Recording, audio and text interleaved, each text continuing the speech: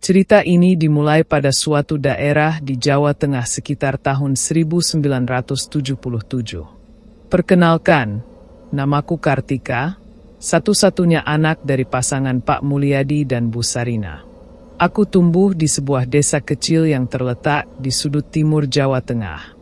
Ayah merasa bahwa tinggal dalam satu atap dalam jangka waktu lama bisa menimbulkan konflik keluarga.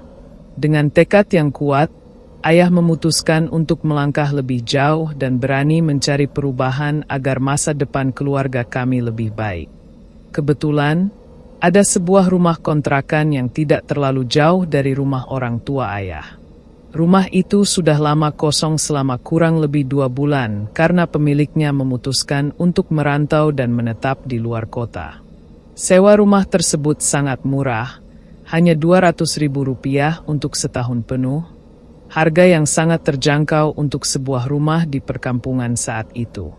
Setelah proses negosiasi dan menilai kondisi rumah, ayah dan ibu akhirnya setuju untuk menyewa rumah itu dan memulai kehidupan baru di sana. Pada awalnya, tinggal di rumah kontrakan itu terasa biasa saja, tidak ada hal aneh atau kejadian yang mengganggu.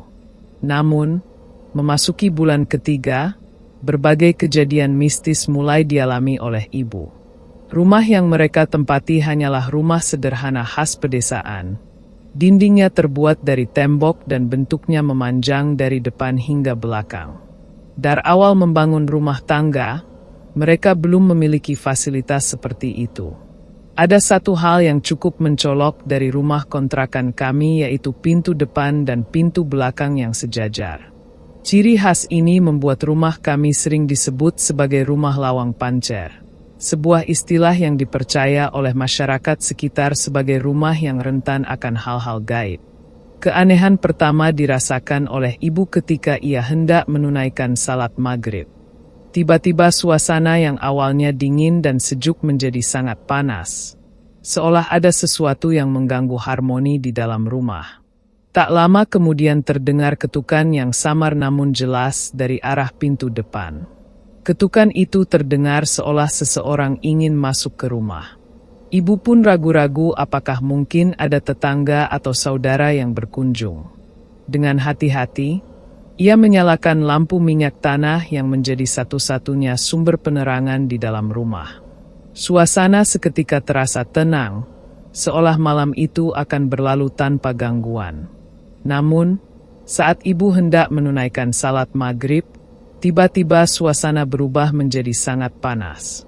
Terdengar ketukan dari pintu depan, membuat ibu semakin waspada. Suatu siang, ibu menjalani rutinitas seperti biasa, membersihkan setiap sudut rumah, melipat pakaian, dan menyelesaikan pekerjaan rumah lainnya. Kesehariannya begitu monoton.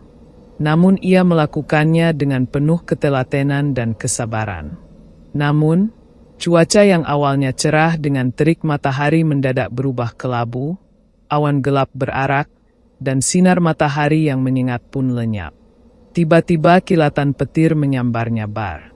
Suatu hari, saat aku masih berusia 4 bulan, malam itu seperti biasa ayah menyalakan lampu minyak sebagai penerangan rumah karena listrik belum mencapai daerah kami.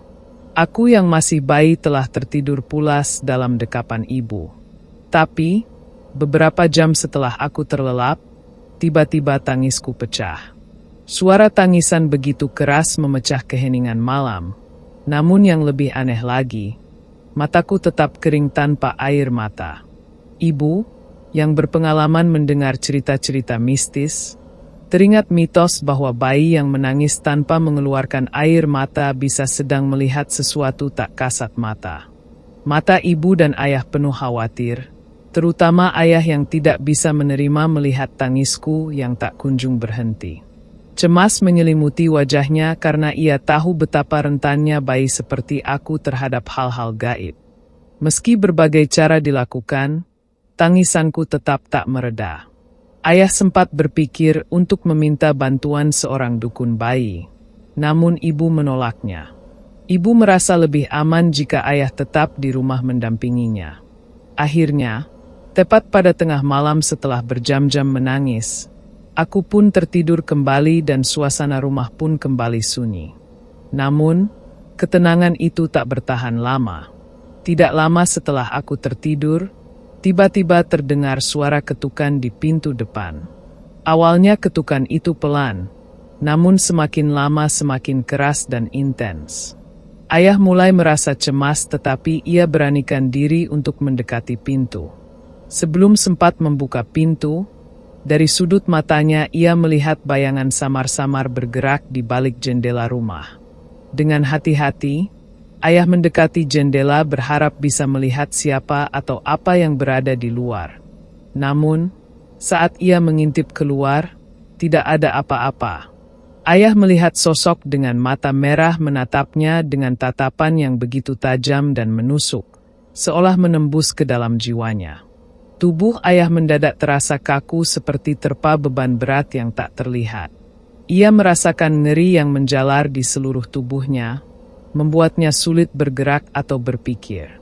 Dalam keadaan tak berdaya itu, ayah mengingat-ingat doa yang dia hafal dan mencoba memanfaatkan sisa-sisa keberanian yang ada. Dengan gemetar, ia berusaha melawan ketakutan namun sepertinya tak ada yang berhasil. Keputusan untuk meninggalkan tempat itu harus segera diambil. Rumah itu hanyalah tempat tinggal sementara dan mereka perlu mencari tempat yang lebih aman. Ayah merasa semakin terdesak dengan situasi yang terjadi. Ia bertekad untuk mencari pencerahan dengan menemui salah satu sosok yang dikenal masyarakat sebagai orang yang memiliki pemahaman mendalam tentang dunia halus, yakni pamannya sendiri, Pak Cokro. Pak Cokro adalah seseorang yang sudah berulang kali ditugaskan untuk menangani gangguan dari makhluk halus ataupun situasi mistis yang sulit dijelaskan secara rasional. Ia sering dipanggil untuk menangani orang yang kerasukan atau membersihkan rumah-rumah yang dianggap berhantu. Sesampainya di sana, ayah menyampaikan semua yang telah terjadi, dari peristiwa aneh yang dialami hingga kondisi ekonomi yang semakin memburuk sejak mereka tinggal di rumah itu. Usaha yang dijalankan ayah terus mengalami kerugian dan hambatan yang seakan tak ada habisnya. Ayah pernah ditipu oleh beberapa makelar hasil bumi hingga mengalami kerugian besar beberapa kali. Modal yang dikeluarkannya pun tak pernah kembali, membuat usahanya nyaris bangkrut. Setelah cukup lama ayah terdiam dalam perenungannya, akhirnya ia memutuskan untuk membicarakan situasi tersebut dengan ibu. Mereka duduk bersama mendiskusikan semua kejadian yang telah menimpa keluarga mereka sejak menempati rumah kontrakan itu. Berbagai peristiwa aneh terus terulang, mulai dari suara ketukan pintu yang tidak diketahui penyebabnya hingga penampakan sosok yang sangat menyeramkan. Semua itu membuat mereka merasa tidak nyaman dan mengkhawatirkan dampak buruk bagi usaha ayah yang tampak berjalan di tempat tanpa kemajuan. Ayah khawatir jika terus tinggal di rumah itu bukan hanya usahanya yang akan berantakan tetapi juga kehidupan keluarga mereka akan hancur karena terlilit hutang. Apalagi saat itu aku masih bayi dan mereka khawatir aku akan terkena dampak buruk dari semua kejadian misterius yang mereka alami. Setelah berunding cukup lama dan mempertimbangkan berbagai hal, ayah dan ibu memutuskan untuk menghilangkan ketegangan mereka. Mereka sepakat untuk kembali tinggal bersama orang tua ayah setidaknya untuk sementara waktu hingga situasi menjadi lebih stabil. Keputusan ini diambil bukan hanya karena kekhawatiran terhadap kejadian aneh yang terus mengganggu tetapi juga karena rumah yang mereka tinggali hanya rumah kontrakan bukan milik mereka sendiri. Lebih baik pikir mereka mencari tempat yang lebih aman daripada terus tinggal di sana dengan risiko yang tak bisa diprediksi. Mereka merasa masa depan keluarga akan lebih baik jika menjauh dari rumah tersebut. Sebelum semuanya, ada musik yang diputar. Benahet Yangah menjadi pembuka cerita. Unuk ganggan yang ada atung makan, renovasi besar-besaran dilakukan untuk mengubah suasana rumah agar layak dihuni. Berikutnya, yang sering terjadi di rumah itu adalah pengamalan akan kenangan yang tersimpan. Semakin lama, kami semakin percaya pada mitos-mitos yang beredar tentang rumah dengan lawang pancer. Meski demikian, mereka masih ragu apakah semua itu hanya kebetulan atau memang benar bahwa mitos tersebut memiliki dasar kebenaran. Namun yang jelas, keputusan mereka untuk pindah tampak membawa perubahan yang signifikan setelah lama tinggal bersama kedua orang tua. Kehidupan kami mulai kembali normal. Aku, yang sebelumnya sering rewel di malam hari tanpa alasan jelas, kini tidur nyenyak tanpa gangguan. Usaha ayah pun perlahan menunjukkan kemajuan setiap harinya.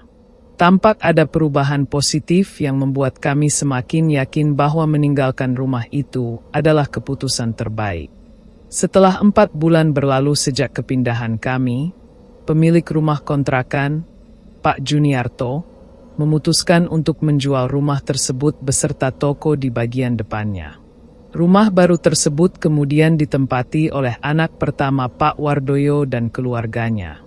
Menariknya, sejak keluarga baru itu menempati rumah tersebut, tidak ada satupun kejadian aneh yang mereka alami. Kehidupan mereka berlangsung dengan damai, seolah-olah rumah itu tidak pernah memiliki sejarah buruk sebelumnya. Ayah dan ibu pun merasa mengetahui bahwa bangunan lama telah diubah dan tidak ada lagi gangguan yang menghantui penghuninya. Waktu terus berjalan, hari-hari berganti menjadi bulan, dan bulan pun akhirnya berubah menjadi tahun. Seiring berjalannya waktu, keadaan ekonomi keluarga kami semakin membaik ketika aku sudah duduk di bangku sekolah dasar. Ayah dan ibu membeli sebidang tanah dan membangun rumah sendiri. Kini kami tinggal di rumah milik kami sendiri, rumah yang penuh dengan kebahagiaan dan ketenangan. Demikianlah kisah yang kami bawakan ini, semoga dapat menghibur kawan-kawan jagat horor. Terima kasih telah menonton video kami, dan sampai jumpa lagi di kisah kami selanjutnya. Musik mengiringi penutup cerita.